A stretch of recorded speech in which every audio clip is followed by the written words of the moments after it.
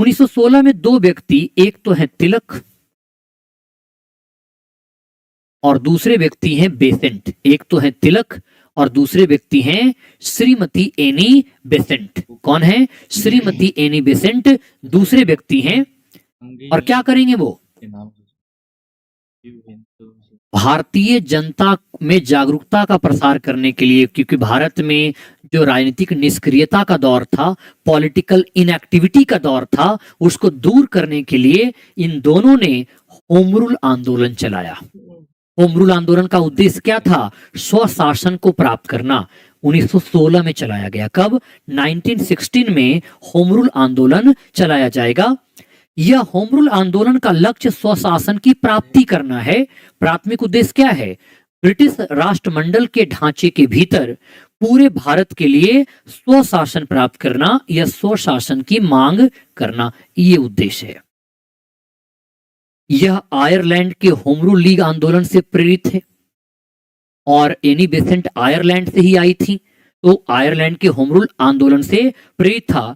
यह प्रथम विश्व युद्ध के विरुद्ध भारतीयों की प्रतिक्रिया के रूप में सामने आया, क्योंकि भारतीयों को लगा कि अगर हम भारतीयों का अपना शासन होता तो जो प्रथम विश्व युद्ध के दौरान भारत के में मुश्किल की स्थितियों का सामना करना पड़ रहा है, भारतीयों को इतनी जटिलताओं का सामना करना पड़ रहा है, ऐसा कुछ सामना नहीं करना पड़ता। भारतीयों के अधिकार सुरक्षित होते, वो भूख से नहीं तड़प रहे होते, भूख से नहीं मर रहे होते, उनकी व्यवस्था ठीक रही होती।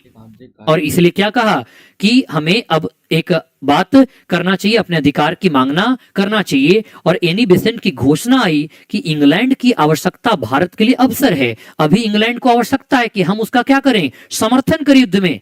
और यही मौका है कि इस समर्थन के नाम पर हमें अपने लिए स्वशासन की मांग को मनवाना है। हमें स्वशासन दे दो, हमें अपना शासन दे दो। तो ये होम रूल लीग आंदोलन है। भारत में दो होम रूल लीग गुट बनाया गया। सबसे पहला होम रूल लीग गुट तिलक ने बनाया। तिलक ने अप्रैल 1916 में होम रूल लीग गुट का गठन किया और ये इनका मुख्यालय पूना महाराष्ट्र में था। बेलगाम में तिलक ने अपनी पहली बैठक आयोजित किया।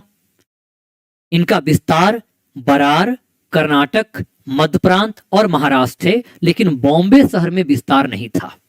बॉम्बे में तिलक के लीग का विस्तार नहीं था। बरार, कर्नाटक, मध्य प्रांत और महाराष्ट्र के क्षेत्रों में तिलक के लीग का विस्तार था। तिलक की मांग थी स्थानीय शिक्षा, भाषाई राज्य का गठन और स्वराज्य। बेसेंट लीग का गठन सितंबर 1916 में किया गया और बेसेंट द्वारा जो लीग का गठन किया गया, यही लीग पूरे भारत में विस्तारित हुआ। यानी संपूर्ण भारत में किसके लीग का विस्तार था? एनी बेसेंट के द्वारा गठित लीग का विस्तार पूरे भारत में था। तो दो होम रूल लीग गठित किया गया, क्योंकि दोनों के विचारधारा में अंतर देखने को मिलता है, कार्य करने के तरीकों में अंतर देखने को मिलता है, इसलिए दो होम रूल लीग का गठन किया गया। अब आपको लगेगा कि सर जब एक होम रूल लीग में काम चल सकता था, दो क्यों किया गया? दो इसलिए किया गया कि दोनों की कार्य प्रणाली और दोनों की विचारधारा भी अंतर था। हाँ, लक्ष्य एक ही था, स्वशासन को प्राप्त करना, स्वराज्य को प्राप्त करना। तो तिलक का लीग अप्रैल 1916 में गठित किया गया और इसका सीमित विस्तार है बरार, कर्नाटक, मध्य प्रांत और महाराष्ट्र। मुंबई में इसका विस्तार नहीं है। जबकि बेसेंट का लीग सितंबर 1916 में बना और यह मद्रास में इसका हेडक्वार्टर था और यह Akhil Bharatiya home rule league था। यानी तिलक के लीग का विस्तार संपूर्ण भारत में देखने को मिलता है, शेष भारत जिसमें बॉम्बे शहर भी शामिल है, शेष भारत जिसमें बॉम्बे शहर भी शामिल है। और इसके सचिव जॉर्ज अरुंडेल थे।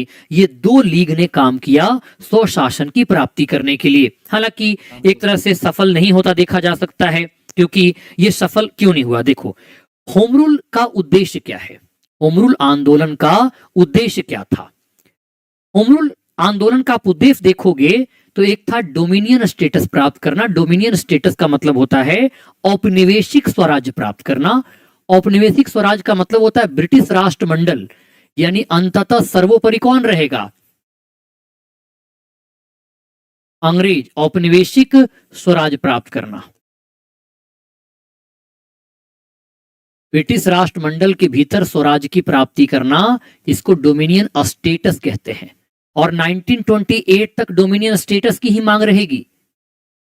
1929 में जब लाहौर अधिवेशन होगा तो मांग बदल जाएगा और पूर्ण स्वराज की मांग को आगे बढ़ाएगा लोग कि हमें चाहिए पूरी आजादी, थोड़ी बहुत आजादी से बात बनेगा नहीं, पूरी पूरी आजादी चाहिए।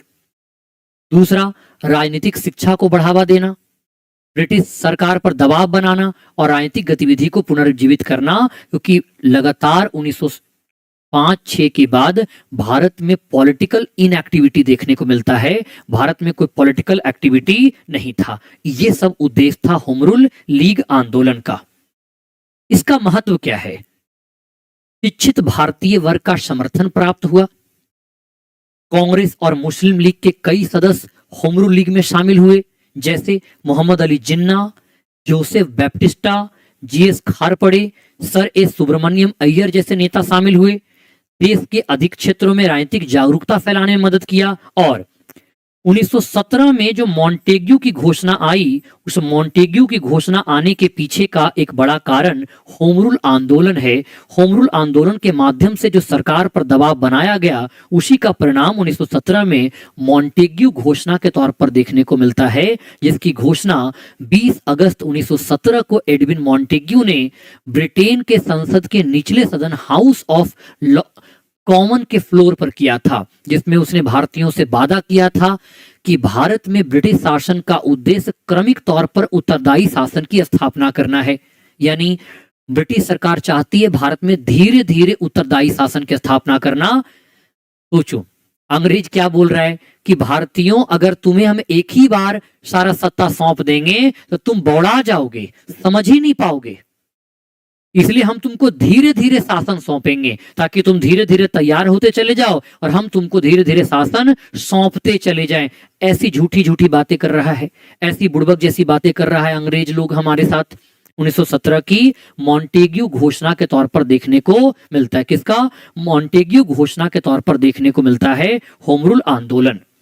अब देखो, होम रूल आंदोलन का निष्कर्ष क्या निकला? क्या ये सफल रहा? देखो, अपने उद्देश्यों को तो प्राप्त करने में सफल नहीं रहा, फेल हो गया। कारण क्या था? श्रीमती एनी बेसेंट को 1916 में गिरफ्तार कर लिया जाता है। श्रीमती एनी बेसेंट की क्या हो जाती है? आगे चल करके गिरफ्तारी हो जाएगी। उसके बाद वो जेल चले जाएंगे। 1918 में गिरफ्तारी होगी श्रीमती एनी बेसेंट की। 1918 में तिलक जो है, इनके खिलाफ एक लंदन का एक व्यक्ति था जिसका नाम था वैलेंटाइन सिरोल। वैलेंटाइन सिरोल ने तिलक को भारत की अशांति का जनक कहा और तब तिलक ने वैलेंटाइन सिरोल के खिलाफ मानहानि का मुकदमा दायर कर दिया और केस लड़ने के लिए लंदन चले गए। तो तिलक भी चले गए, एनी बेसेंट जेल चली गई और जब एनी बेसेंट जेल से वापस आई तो 1919 में सुधार आ गया और सुधारों के बाद कहा कि उनका लक्ष्य तो लगभग पूरा हो गया है, तो एनी बेसेंट ने बात आगे नहीं बढ़ाया। तिलक थे नहीं तो यह नेतृत्व विहीन आंदोलन हो गया और होम रूल आंदोलन शांत पड़ गया। होम रूल आंदोलन क्या हो गया? शांत पड़ गया। होम रूल आंदोलन कब की बात है? सितंबर 1916। इसके बाद दिसंबर 1916 में लखनऊ अधिवेशन हुआ, जो कि कांग्रेस का सर्वाधिक महत्वपूर्ण अधिवेशन के तौर पर जाना जाता है।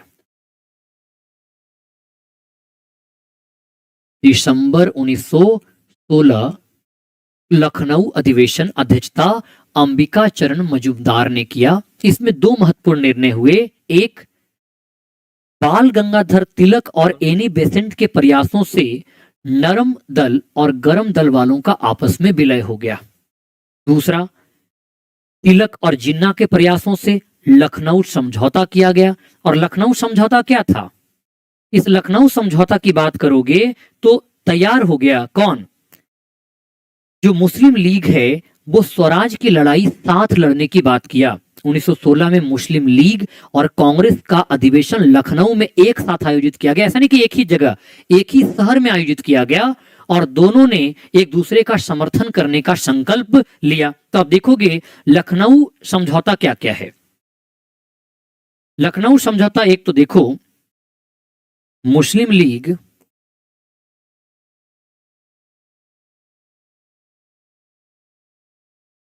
स्वराज की लड़ाई में साथ आ गई।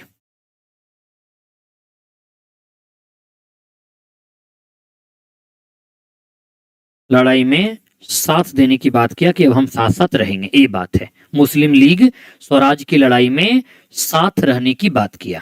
ठीक है, किसकी बात किया? साथ रहने की बात किया मुस्लिम लीग स्वराज की लड़ाई में, पहला। और दूसरा, कांग्रेस ने क्या गलती किया? कांग्रेस ने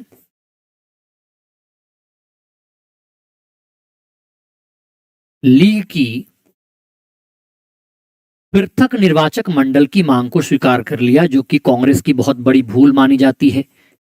और कहा जाता है कि एक तरह से अलग पाकिस्तान बनने की जो स्वीकृति कांग्रेस ने 1916 के लखनऊ अधिवेशन में दे दिया था। कांग्रेस को इसकी स्वीकृति नहीं करनी चाहिए थी, लेकिन कांग्रेस ने स्वीकार कर लिया। तो कांग्रेस ने लीग की पृथक निर्वाचन मंडल की मांग को स्वीकृति दे दी।